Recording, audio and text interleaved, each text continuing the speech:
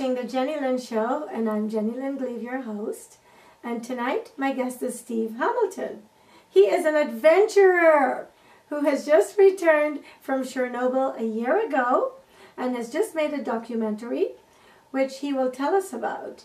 And considering what is happening in the Ukraine at this time in our lives, I'm sure you will find all that he has to say completely fascinating. So, Steve, thank you so much, and welcome to the Jennylyn Show. Thank you for having me. I'm very excited. Excellent. I can't wait to hear all about what happened when you went to the Ukraine last year, to Chernobyl. Excellent. And your views on what's happening now. Okay. So thanks for coming, and tell us the name of your documentary. It's called Unimaginable, The Legacy of Chernobyl. Right now it is in post-production, so we're changing a few things about it with everything going on in Ukraine. I wanted to make a few changes just so it's a little more current more than anything. So I wanted to change things up just a little bit with it. So right now we're going to release it on April the 28th. Okay. Which is the anniversary of Chernobyl. Of the Chernobyl accident, yes. This happened in 1986. In 1986, right? Absolutely. Wow. Mm-hmm. It's amazing how time flies. Right. It doesn't feel like it was that long ago. So let's back up. So you're Sure. a young American. Mm-hmm. Why would you have such an interest in Chernobyl that you would buy a ticket and fly all the way out there to get the story and actually make a documentary and on not its speak legacy? the language as well, by the way. Yes. So tell us why. I'm interested. I had a teacher in third grade when everything happened that was from Russia, and his family was living in Kiev, in the area close to where Chernobyl was, the biggest city around there.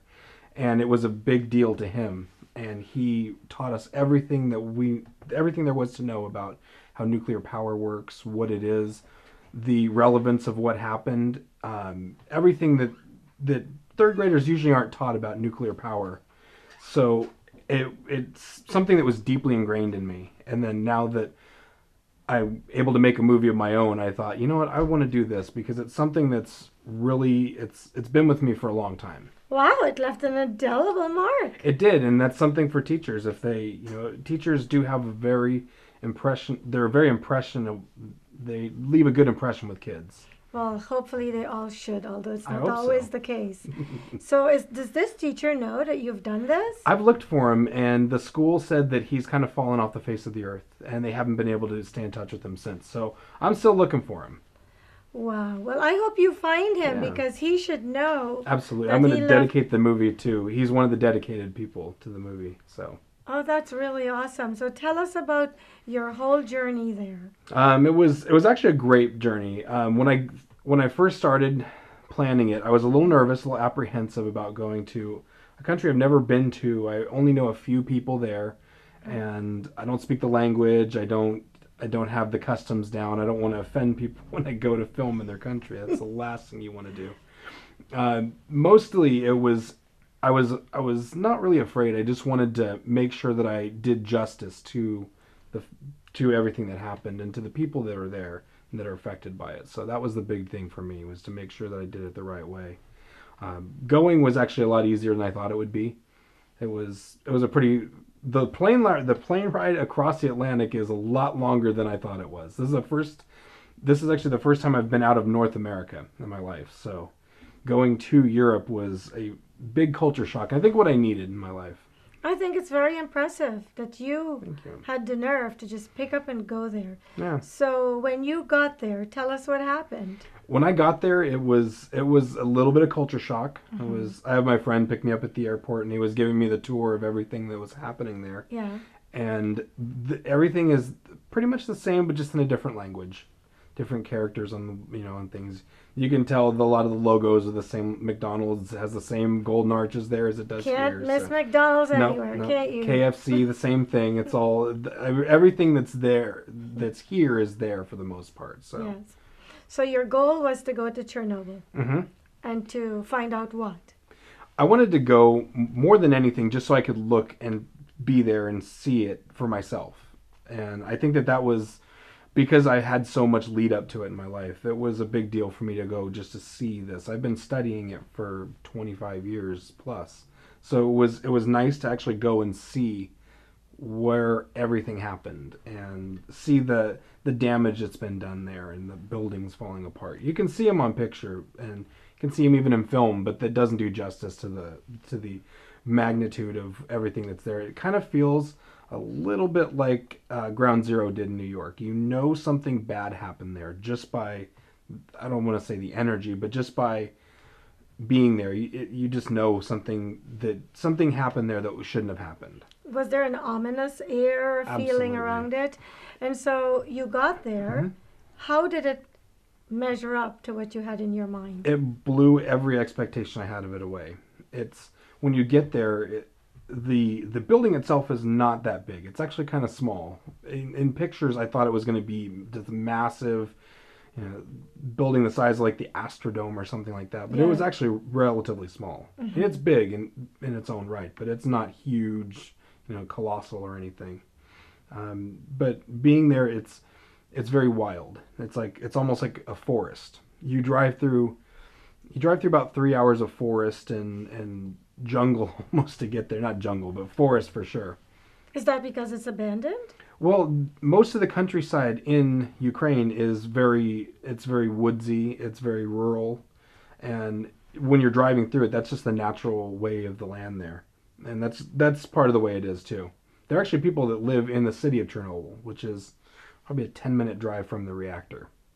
And is that safe? Safe-ish.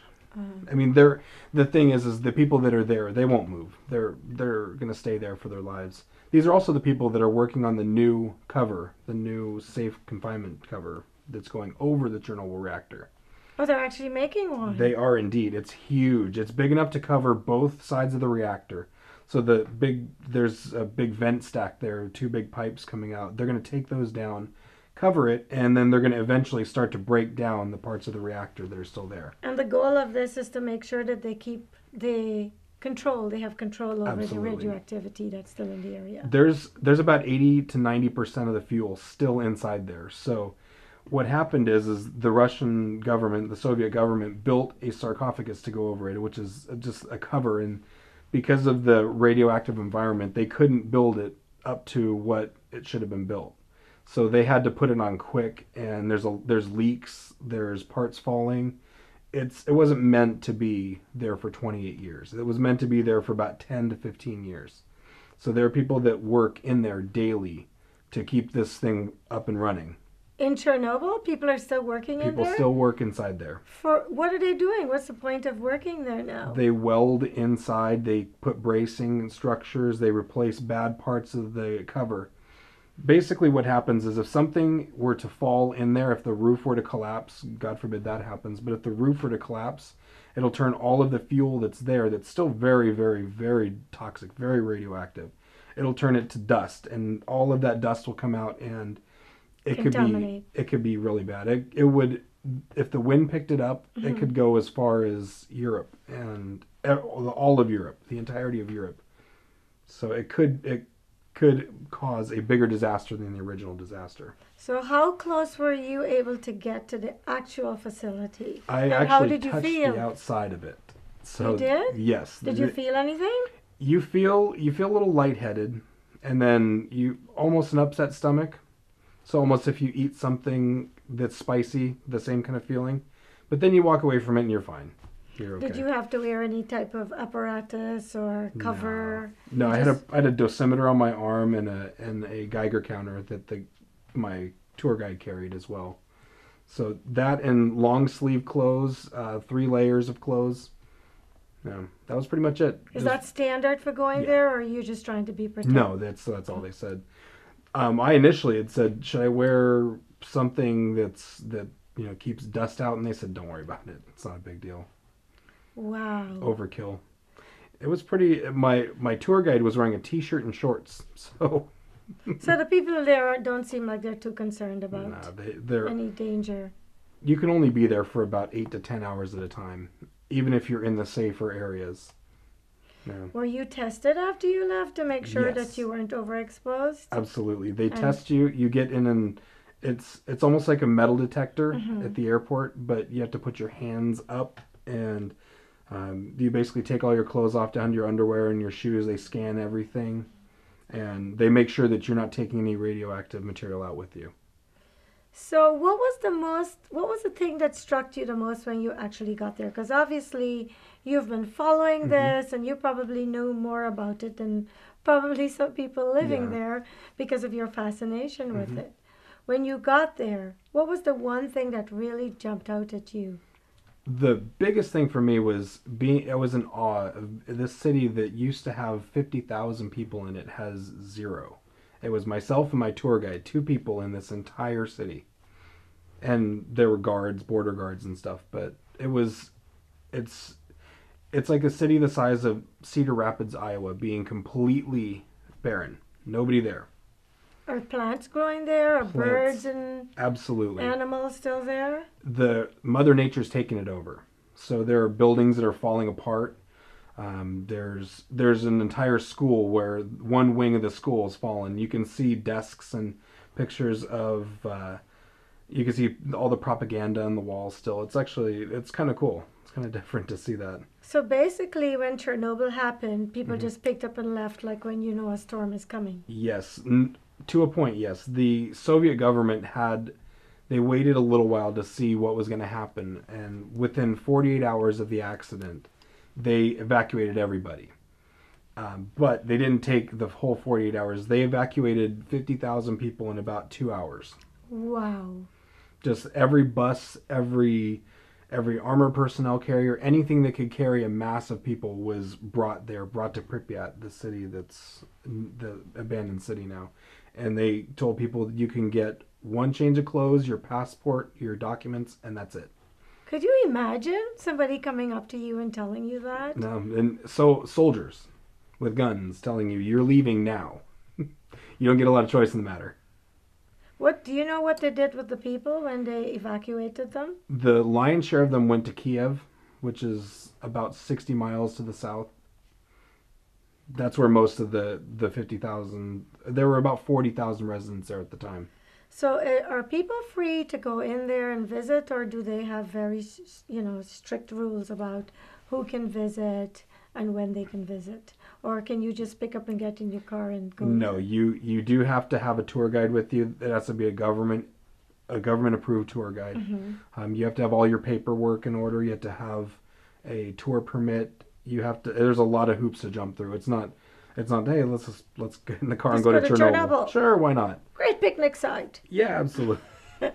So my question for you is, as an American going there to do a documentary, did anybody there know that you were coming there to get footage and information for a documentary? Most of the people did. The people that I interacted with, my friend that lives there was my interpreter, and he told them basically what I was doing, what was going on. So he kind of told everybody what the deal was, what was happening. So it worked out okay. And since you didn't speak the language, how were you able to communicate? There's a good amount of people that do speak English there. Okay. With the Western influence that's been there since they went independent in 91, there are a lot of people that do speak English still. So it actually works pretty well. So this has happened 28 years ago, and it's hard to believe that 28 years has gone by. Coming up on 28, yeah. Unbelievable. Yeah. It happened in 86, so this year would be 28 years. Yeah. What do you think is going to happen to that city? Is it going to be a complete abandon?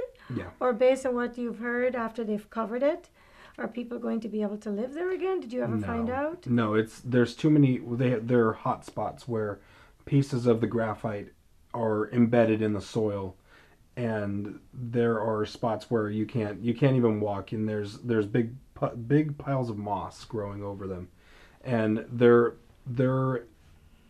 far too radioactive for people to live there. People aren't going to inhabit that area for about 30,000 years, so it's not safe for people to live. Okay, so apart from all of that, were you able to meet with anybody who has suffered any physical injuries as a result of Chernobyl? I did meet a few people who they're affected, but mostly their children are affected more than the people that were there. So the generation that was there wasn't as affected as their next generation, their children. So their children are born with a lot of birth defects. With thyroid cancer is a big thing there. Jeez. I think that the number is 6,000 times the amount of thyroid cancer is anywhere else in the world per capita. So it's real dangerous. The people that were there, it's not like the media portrays it here. It's real silent. Nobody knew what to do with it. Nobody knew that you have to throw away milk. They fed it to the children that were there. And milk actually holds the iodine, the radioactive iodine, longer. So these are things that we didn't know. Scientists didn't know this because nobody tested it. Nobody knows, what are you going to do if you dip a nuclear fuel rod into milk? Does it hold it? These are things you don't think about at the time. But even though they evacuated them, it sounded like in a timely manner. They Yes. still got exposed. Yeah, there were 2 days of exposure. What happened was there was an explosion in the reactor, and it's nuclear fuel, so it's not able to cool quickly. It took them a good 2 weeks to cool it completely. So this is a fire that's burning like lava essentially, and all of the isotopes are going up in the air. So they go up into the environment, and with the wind picking up, it just shuttles them out everywhere. So that's why the areas like in Gomel, Belarus, are some of the worst hit, because that's the way the wind was carrying it at the time. It could have been 3 to 4 million people affected if the wind was blowing the other direction towards Kiev. So in a sort of a way, it worked out in their favor that the wind was. Yeah, the city of Kiev would be in very bad straits right now. The worst part of that is the river that runs by Chernobyl is also the water source for Kiev, and it runs all the way to the Black Sea. So it could have been a much worse situation than it was. How safe is it there now, do you think? It's safe to be there for about 8 to 10 hours at a time. Outside of that, you're really taking risks. And you felt a physical difference when you got up close to it. You I physically definitely did. you felt them. It's a weird feeling. It feels almost like the sound around you's gone. I mean, I don't think it does any damage, but it feels like you're in a vacuum almost. How much of that is psychological? Probably a lot. I would guess a lot of it is. Because I think I'd be walking up there going, I don't know about being this close. Yeah. For I too mean, long. it's probably a little bit metaphysical, but at the same time, there is definitely a physical and visceral reaction to touching it. I could feel the difference in my body from that. So what is your hope now? What are you hoping to accomplish with the documentary that you've just made? I have new information that I haven't seen anywhere else, so I think that there's a little bit of good breaking news in it. Can we tell any of it on the Jennylyn show? We could tell a little bit. Okay, let's go for it. There was another accident that happened there 5 years before that, in 1981, where the reactor that sits in the same building as reactor number 4, 2 of the fuel rods fused together, and it started in a smaller explosion, but an explosion nonetheless. And the KGB kind of covered it up a little bit. They didn't say a lot because they could. And when the explosion in 86 happened, there was no covering that up. A satellite image was taken of a giant cloud coming out of a broken reactor, so they couldn't hide that. Right. But the one in 1981 they were. So there's a little bit of information about that in there, which I have yet to find information on, so I feel pretty good about that. To answer your question though, I do want to just raise awareness of what happened there. The media that we have here portrays it to be this just toxic, barren wasteland of, glowing animals and stuff, and it's nothing at all like that. Nothing at all like that. It would be like a campground in the U.S. It's beautiful. Really, it's beautiful. Absolutely beautiful. Just not safe. Just not safe, yeah. I wouldn't go eating the apples that are on the trees there or anything like that. Or the fish that are swimming in the ponds. Absolutely not. The fish that was kind of an interesting thing. How do you control the fish from being consumed? Well, they're the catfish that are in the cooling pond are the only creatures that can withstand radioactive water. Mm-hmm. Anything else that goes in there will be dead pretty quickly. It's the most toxic place on Earth, that water that's there. But these catfish, they grow to 10, 15 feet long because there's no predators. Well, now Chernobyl has company. Yeah. There's Fukushima. There is Fukushima. That's a little different the way that it happened. It was a natural disaster that sparked everything. But yeah, it's now on par. So it's kind of bad. So if you get a chance, are you heading off to Japan to bring us another exciting documentary? I would like to. The problem is right now it's very touchy. Right. Chernobyl, I was able to do that because the people that are in power then are no longer in power. Right. So people are more free and open to talk about what happened. Right. Right now there's still a lot of blame. The blame game is still being played in Japan.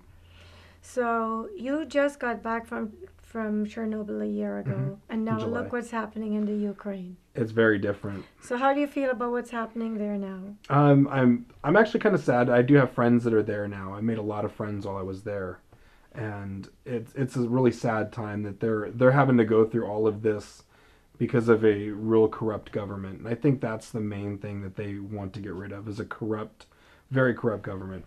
Are you in touch with them on a regular basis? Yes, very much so. Are they safe? They're actually doing okay. They are safe.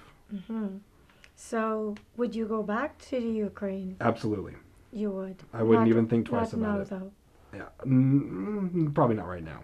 It's not very safe right now, and actually they're not letting any Western travelers come in that aren't press or media. So I probably wouldn't be able to get in there right now anyways. Right. And how long did you stay there? I was there about 2 weeks. 2 weeks. It's a little more than 2 weeks. And what made the greatest impression on your mind besides Chernobyl? Besides Chernobyl, which obviously makes a big impression on anything, is the people that were there that I met were absolutely amazing people.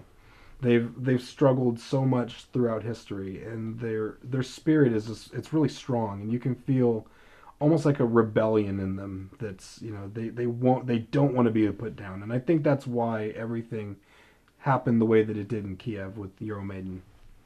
Did you ever find out while you were there what caused the explosion at Chernobyl? Yes, actually it was testing that happened that went bad.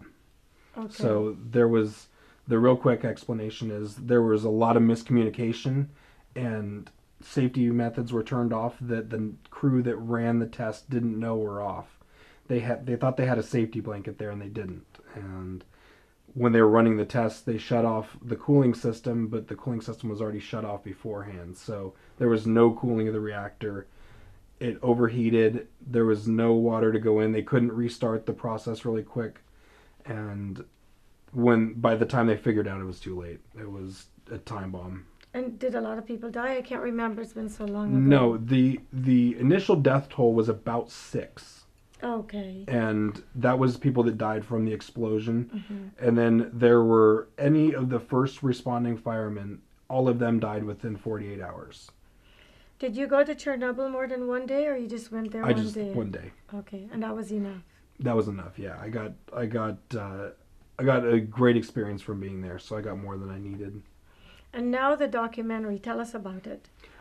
It's basically, I want to tell the story of what happened there. I want it to be clear cut and concise. That this is what happened. This is why it happened. I don't want to sensationalize anything. I just want it to be real factual, and I want people to feel what it's like to be there now. And I'm sure you're aware that other documentaries have been made about Chernobyl. Absolutely. Have you looked at any of them? I've watched most of them, yeah. How does yours compare? I think that mine is not slightly... it's not leaning one way or the other. Okay. It's right down the middle. I think that mine's very unopinionated. Unbiased, just very factual. And that's my big thing. I want it to be right. And yours is new. A lot of those have happened a long time ago, and so most of them are 10 plus years old now, so they don't have the same. They haven't been there now to see the structures falling apart. Yeah. I think you need to find that teacher. I'm looking for him. So I'm hoping that me putting him in the film, putting his name in there, brings him out, because he was very interested in Chernobyl. So I think if a movie gets out there and his name's a part of it, hopefully he'll be quick to reach out to me. Was he a resident of the Ukraine?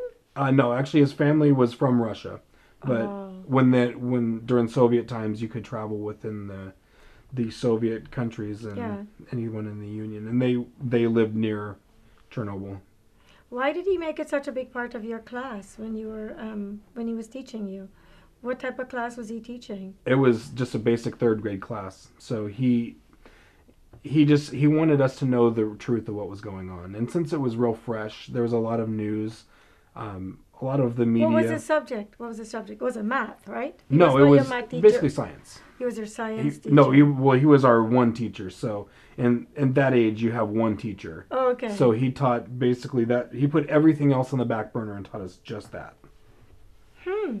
So he was as fascinated as you are now with this. He brought it out in me, apparently. He needs to find out what he did to you. He does. He turned you into a little Chernobyl guru. He did. He did, unfortunately. I know a lot about it that I probably shouldn't. You probably know more about it than some people that are living there.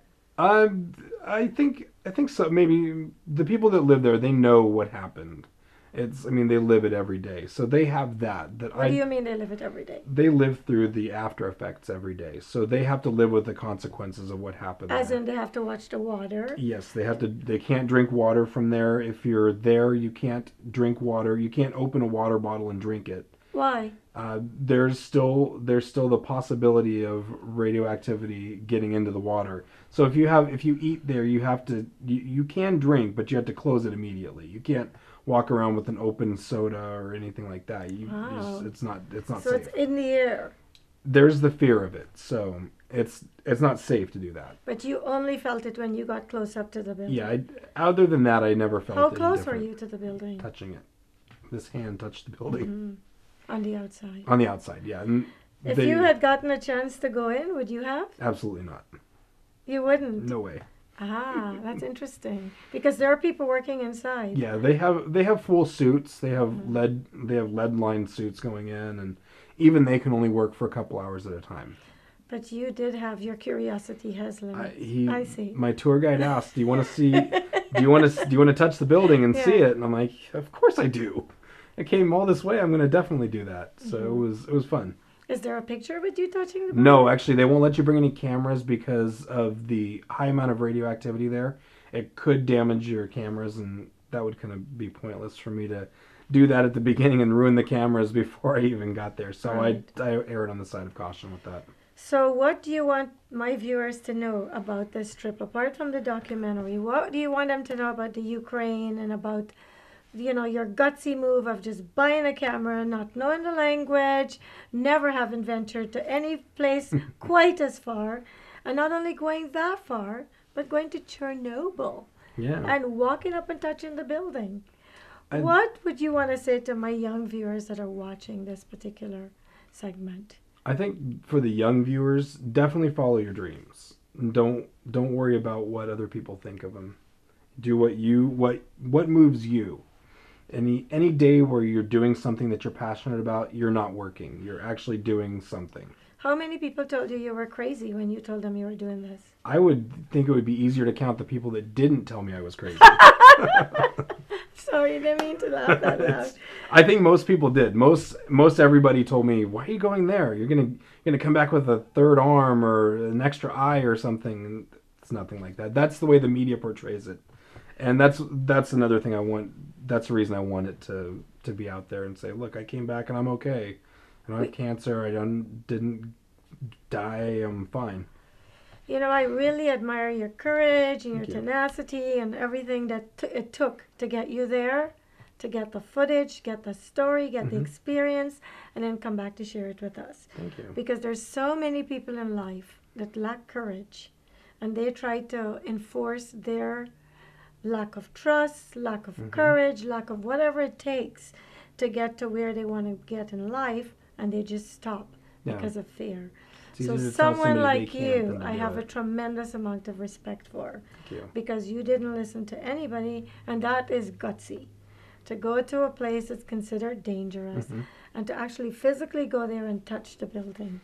Yeah. What did the building look like? What type of a structure? Was it concrete? Was it wood? It's aluminum. It's aluminum. Yeah, it's old aluminum, and it has concrete around it. So the part that I touched was all aluminum. It was cold and just... It was kind of what I feel of it. It's cold. It's really impersonal, and you could feel the danger, even above the feeling of it. You could definitely tell that that's not something that's inviting. What's the architecture like in the Ukraine? It's beautiful. It's absolutely beautiful. It's the things that you would think of Soviet era architecture. It's very Gothic. It's just, there's old buildings. There's a church there that's 1,000 years old. So, I mean, there's buildings there that people live in that are older than our country. So it's a great feeling to go and see these things that we don't have the same kind of history here in the U.S. Did you take pictures of these buildings? Many. Okay, great. You're going to share some with us? I will share some with you, yes. Put them on this show so those interested viewers can see them. Excellent, yes, indeed. What about the food? What did you think of the food? The food was fantastic. I thought I was going to go and not be able to eat anything because I have a couple of food allergies, and usually it excludes me from eating different cuisine, but the food was fantastic there. Did you find a spirit of hospitality and family and camaraderie there? I never met anybody that was anything short of fantastic. Everybody was very welcoming. Even if we had a language barrier, they were still very welcoming. Come in, have a drink. You know, they would definitely, they tried. Everybody is very nice there. So your message is, if you are interested in something, even if it's in Timbuktu, even if it's in anywhere, find a way make it happen. Go and do it. Do it. Because you have no regrets. I have absolutely no regrets of being there. And you can't wait to go back. In a second, I would go back. And you have some phenomenal friends there. I have a couple of friends that I met there that are fantastic. I met one of the gentlemen that I interview in my film was a liquidator. He was one of the guys that went and cleaned up everything. So meeting him was great to meet him and shake his hand and just know that he's very humble about it. But to know somebody who was a part of saving the world, he really was a hero of the world. That is really awesome that you were able to connect with someone that was so closely associated with something that happened so long ago. Absolutely. Well, I am so grateful to you that you did this and that I am privileged to interview you about your upcoming documentary that's not out in theaters yet. No, I'm going to probably release it very small, just very, very small. I've actually thought about just putting it out on public, just out for the public. I do want to raise funds for the children of Chernobyl. There's a couple of charities. That's great. So any money that comes from the film is going directly to charities. There's 2 different charities, and they're all on my website. And are you going to be following Chernobyl throughout your lifetime? Probably. Or are you done now? Probably. It's going there was it helped a little bit to ease my curiosity, but now I know what it's like and I want to go back. I want to do it again. Why do you want to go back? What are you going to see this time? I don't know. I didn't see everything when I was there. I mean, there's only so much you can see in a 9-hour trip there. So I want to go and just experience the things that I didn't. Why didn't you do those things on this last trip? I had to really prioritize what I wanted to see and what I wanted people to see. There are buildings there that people still haven't gone in. So I'd love to go in those and just explore, just see what they're like. Well, I am so happy that you shared this with me, because Chernobyl happened 28 years ago. And the fact that you have gone out there and found out what's new and you're sharing it with us, I am thankful for. Thank you. And now that you've come back and all the stuff that's happening in the Ukraine, I think we just need to pray for those people. Absolutely. Sounds like they've been through enough. They've been through more than a lot of people realize. They've been through many, many hardships, and even in the last 100 years, they've been through a lot of hardships. But they're obviously survivors. Resilient people. They survived Chernobyl, and hopefully what's happening there is going to calm down and get better before it gets worse. So thank you very, very much, Steve. Thank you. For sharing this with me, and I can't wait to see the documentary. Absolutely. So it will be released in the end of April. I'm going to release it on the anniversary of Chernobyl, the 28th anniversary. And then if people want to watch it, how would they find out the details? They can go to our website, and I'll give you the web address. Tell us your website. It's redhollywoodstudios.com. And thank you so much for watching the Jennylyn Show. And I hope that you will be fascinated by the end product from Steve's experience.